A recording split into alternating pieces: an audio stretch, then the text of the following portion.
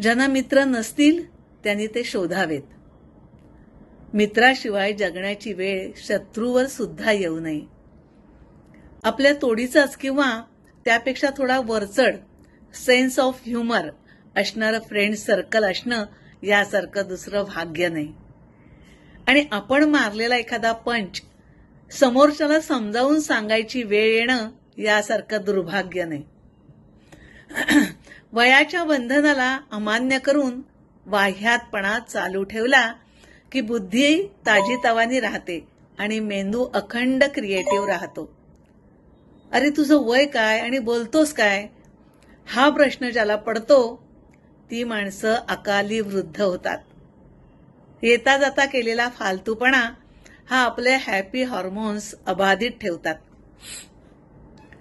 एखादी गोष्ट सिरियसली न घेता अतिशयोक्ती वगैरे करून त्याची पार वाट लावणं ज्याला जमतं ना तेच खरे मित्र.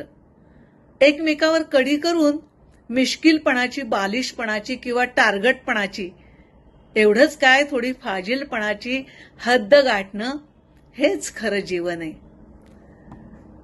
एक दोस्त ने क्या खूब लिखा है कि मरने के बाद मुझे जल्दी ना जला देना.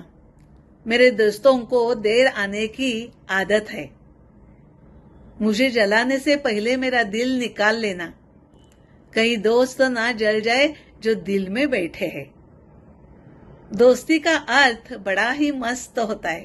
दोस्ती का शब्द या शब्द का अर्थ बड़ा ही मस्त होता है. जब दो हस्ती मिलती है तब दोस्ती होती है, तब दोस्ती होती है. असं हे सुंदर असं मैत्रीबद्दलचं